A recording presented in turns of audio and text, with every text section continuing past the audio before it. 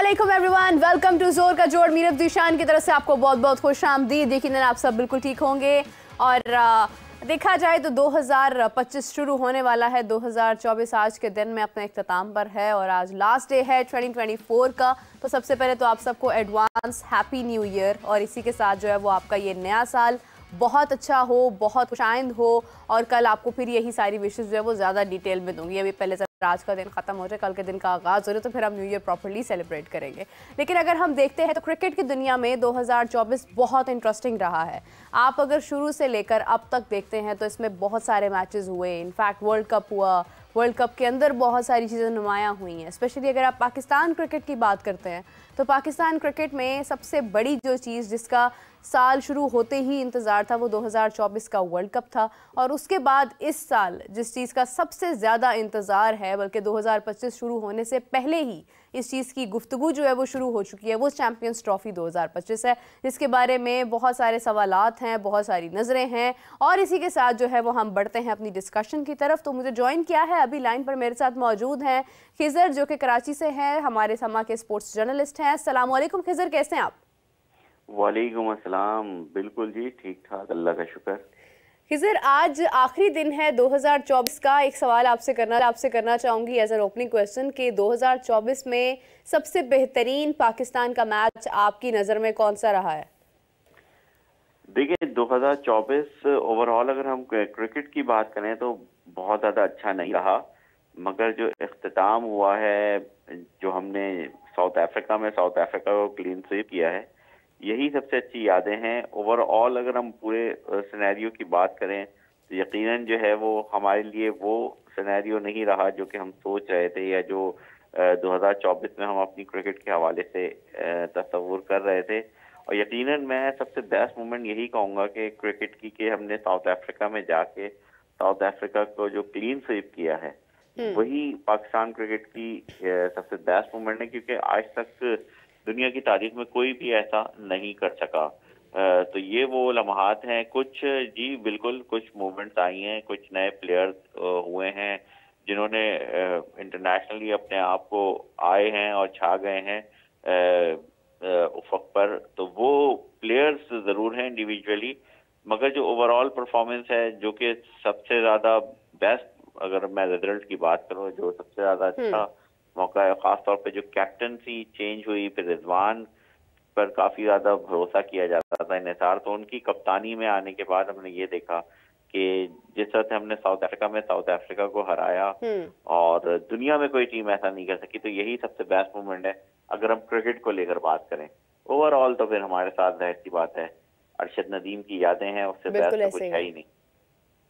हमारा 2024 वाकई में जहाँ पर हमने बहुत कुछ सीखा है, जैसे रिजवान कहते हैं कि लर्न इस दफ़ा हमने जो है वो उनके हाथ में दे दी है, तो फाइनली हमने बहुत कुछ सीखा है इस साल में। सबसे बड़ी बात यह कि चैम्पियंस ट्रॉफी का आगाज़ हो रहा है, और लास्ट टाइम जब आप हमारे साथ थे तो आपने हमें विज़िट करवाया था स्टेडियम, और स्टेडियम में तकरीबन आप समझ लें कि ग्राउंड एरिया, जो प्ले एरिया है, वो तो तैयार है, लेकिन बैक एंड अगर आप देखते हैं तो वहाँ पर अभी काम जारी था। और मैचेस शुरू होने से पहले, चैम्पियंस ट्रॉफी शुरू होने से पहले ट्राई नेशन सीरीज़ भी हैं।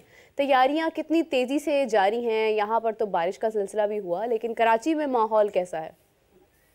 देखिए, कराची के जब वेदर की बात करें तो ये बड़ा आइडियल वेदर होता है कराची का। हम जब से मैं क्रिकेट कवर कर रहा हूँ, या इससे पहले भी, कराची को नेचुरली इतने मैचेस होस्ट करने को डोमेस्टिक में, इंटरनेशनल में नहीं मिलते, मगर जो सर्दियों का सीजन शुरू होता है या जो बारिशों का सीजन शुरू होता है, इसकी वजह से बहुत सारे जो मैचेस हैं वेदर की वजह से कराची शिफ्ट होते हैं। बहुत सारी सीरीज कराची शिफ्ट हुई हैं, बहुत सारी ट्रॉफी के मैचेस कराची शिफ्ट हुए हैं। तो कराची का वेदर इस हवाले से बड़ा आइडियल है कि कहीं पर फोग हो जाती है, कहीं पर बारिश ज्यादा हो जाती है, कहीं पे गर्मी बहुत ज्यादा शिद्दत की पड़ती है, तो मैचेस कराची आते हैं। तो वेदर के हिसाब से कराची बहुत आइडियल होता है। जहां तक रही कंस्ट्रक्शन की बात, तैयारियों की बात, आज 31 दिसंबर है और चेयरमैन पीसीबी मोहसिन नकवी की जानिब से तीनों हैंड ओवर करने की जो तजवीज थी, ये जो डेडलाइन थी कि वो पीसीबी के हैंड ओवर कंस्ट्रक्शन कंपनीज कर दें, वो 31 दिसंबर ही दी गई थी, मगर अभी काम बाकी है, सब जगह पे बाकी है।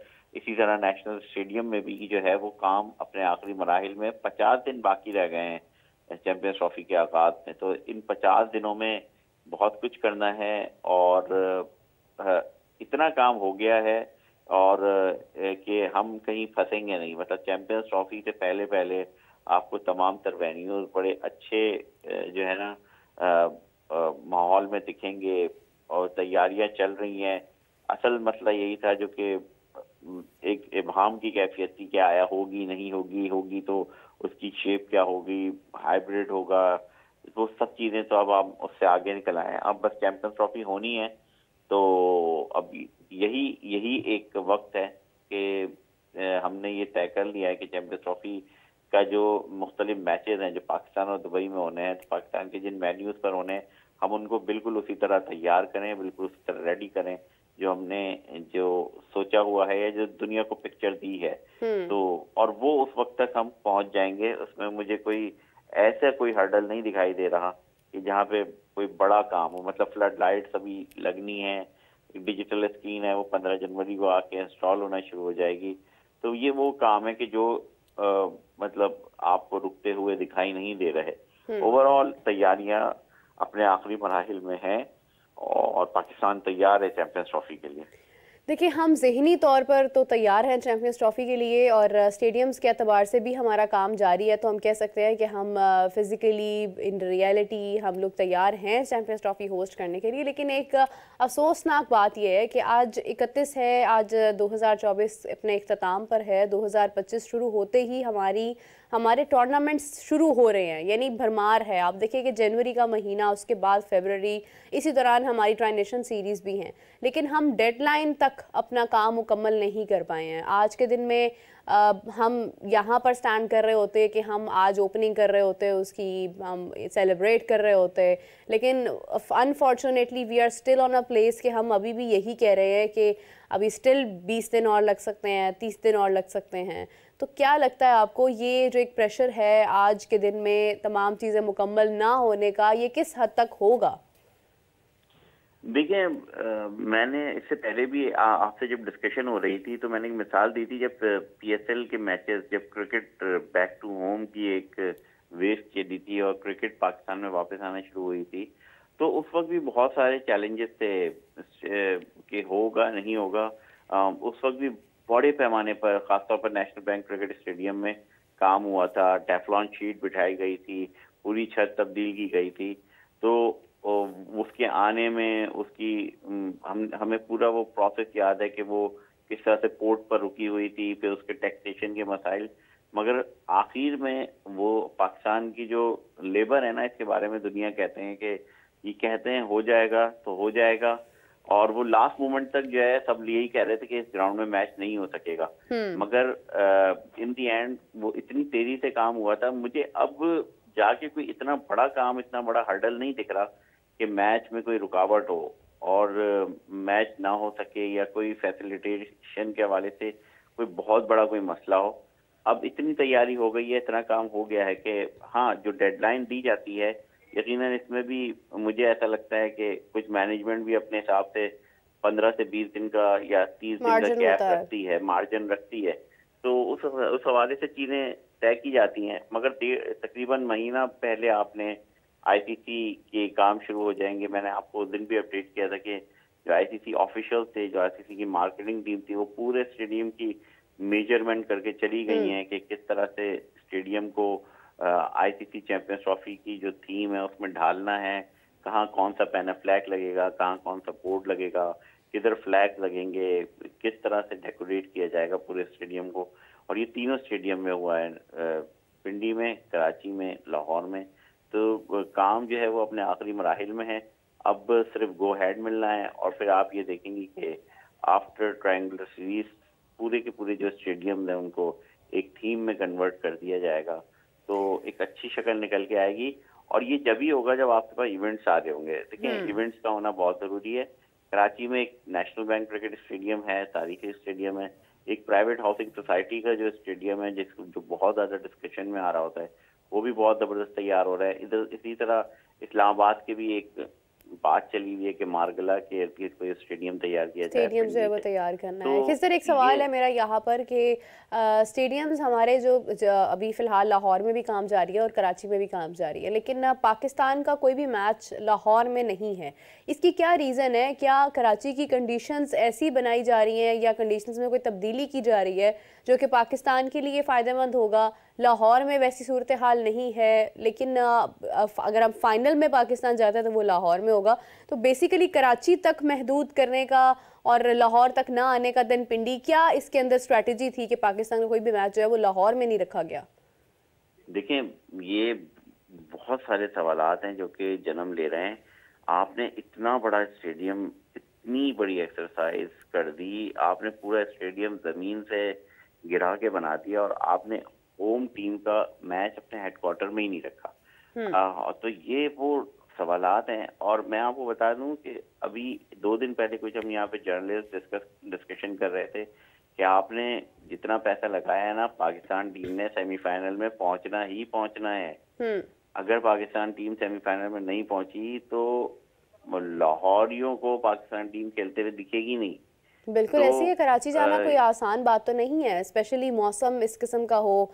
फरवरी का महीना ऑल्दो इतनी फॉग नहीं होती है, लेकिन ये है कि फिर भी मौसम सर्द होता है, ट्रैवलिंग इतनी आसान नहीं होती है। लेकिन खिजर एक और सवाल है मेरा यहाँ पर कि आईसीसी से जहाँ पर हमने इतना वक्त ले लिया, इतनी टक्कर ले ली, वहाँ पर क्या हम स्केड्यूल अपनी मर्जी से डिज़ाइन नहीं करवा सकते थे? सब कुछ हो सकता था जी। जब आप इतनी बड़ी एक्सरसाइज करके आप इवेंट को आपने अपनी और भारत की मर्जी से डिजाइन कर लिया तो ये भी हो सकता था।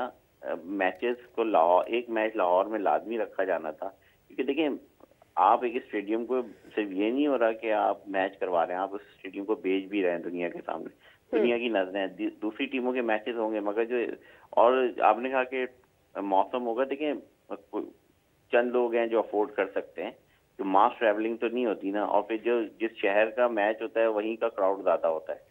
यहाँ पे मैंने उस दिन भी एक चीज हाईलाइट की थी कि बांग्लादेश का मैच कराची में लाजमी होना चाहिए था, आपको जैम पैक ग्राउंड मिलता। बहुत बड़ी तादाद में जो बंगाली कम्युनिटी है वो पाकिस्तानी बंगाली हैं, मगर एक एसोसिएशन होती है, उनके एंसेस्टर्स वहाँ पे रहे हैं, पसंद होती है, लैंग्वेज सेम है, तो वो उनकी सपोर्ट है। अफगानी क्राउड है, वो भी बहुत बड़ी तादाद में कराची में है, उनका एक मैच दिया गया, आप उसमें असर देखेंगे। तो बात सीधी सी ये है कि लाहौर में अगर पाकिस्तान की इतनी बड़ी आपने एक्सरसाइज की है, इतना पैसा लगाया है, अगर लाहौर तक पाकिस्तान टीम नहीं खेलती तो ये आपको नुकसान होगा इसका। क्योंकि सेमीफाइनल तक अब तमाम तरह जिम्मेदारी है वो दुआ करनी होगी हम सबको कि पाकिस्तान टीम सेमीफाइनल तक पहुंचे और लाहौर में वो मैच खेले, और न सिर्फ खेले बल्कि जीते भी। हम तो चाह रहे हैं कि ट्रॉफी पाकिस्तान टीम डिफेंड करे, मगर ये एक बहुत आखिर की बात है। फिलहाल अभी ये कहना मुमकिन नहीं है, मगर जिस तरह से हमारी वनडे टीम ने परफॉर्म किया है वो ज़बरदस्त है। मगर पाकिस्तान टीम के बारे में एक नया तजजिया सामने आया है कि पाकिस्तान टीम की खासियत ये है कि जिस तरह की टीम उसके सामने खेल रही होती है वो वैसा परफॉर्म करने लगती है। अगर बांग्लादेश खेल रही होगी तो बांग्लादेश की तरह परफॉर्म करेगी, अगर साउथ अफ्रीका खेल रही होगी तो साउथ अफ्रीका, ऑस्ट्रेलिया होगी तो ऑस्ट्रेलिया। बिल्कुल सही बात है। अगर हम देखें तो इसी तरह से हमारा 2024 का साल गुजरा है। और खिजर एक और सवाल आपसे करना चाहूँगी, उसके बाद बेशक आप हमें जो है वो इजाज़त दे दीजिएगा, लेकिन ये कि एक सवाल, आपका फेवरेट कैप्टन कौन रहा है 2024 में? लाइक अगर हम किसी भी टीम की बात करते हैं तो देखें, पैट कमिंस जिस तरह से लेके चल रहे हैं अपनी टीम को, यकीनन उन्होंने, मतलब एक कैप्टन होता है वो प्रेस कॉन्फ्रेंस में जो बोलता है ग्राउंड में वो इम्प्लीमेंट होता हुआ दिखाई दे रहा होता है। बड़े इजीली उन्होंने अपनी टीम को हर टूर्नामेंट में वो लेकर गए हैं। भारत यकीनन वर्ल्ड कप जरूर जीती है, भारत वर्ल्ड T20 जरूर जीती है, मगर हमने देखा है कि कुछ चीजें हुई हैं जहां पे कैप्टन ने, रोहित शर्मा ने खेली, एक ही इनिंग खेली पूरे वर्ल्ड कप में, मगर वो इनिंग उनकी टीम को जिता दी गई। मगर अगर हम ओवरऑल सिनेरियो की बात करें तो पैट कमिंस यकीनन एक ऐसे नाम है जो कि बहुत जबरदस्त लेकर चल रहे हैं। कहीं ना कहीं उनकी बॉलिंग में भी हल्की फुल्की मैकग्रा की झलक आती है और बड़े कूल कैप्टन है। एग्रेसिव बात करते हैं मगर एग्रेसिव स्टाइल में नहीं करते। ये बड़ी जो है वो अब उनका एक जुमला बड़ा डिस्कशन में आया हुआ है कि जो भारत के हवाले से उन्होंने कहा कि जो गरजते हैं वो बरसते नहीं है, मगर वो ग्राउंड में इतने एग्रेसिव नहीं होते, बड़े कूल रहते हैं, मगर जो उनकी स्ट्रेटजी होती है वो बड़ी एग्रेसिव होती है, उनकी प्लानिंग बड़ी एग्रेसिव होती है। और होम हो या अवे, वो मतलब उन्होंने अपनी टीम को बदला है, लेकर गए हैं। जैसे बीच में ऑस्ट्रेलिया हारना शुरू हो गई थी तो कहीं ना कहीं से उन्होंने निकाला है, और वो जो ट्रैक पे लेके आए हैं वो बड़ा जबरदस्त है। और वर्ल्ड क्रिकेट के लिए, इंटरनेशनल क्रिकेट के लिए जो ऑस्ट्रेलिया का जो एग्रेशन है, जो विनिंग एक स्टाइल है, वो भी बहुत जरूरी है। बिल्कुल सही है, हर कोई उनको अपने आप से मैच कर रहा है। बिल्कुल सही बात है। Thank you so much.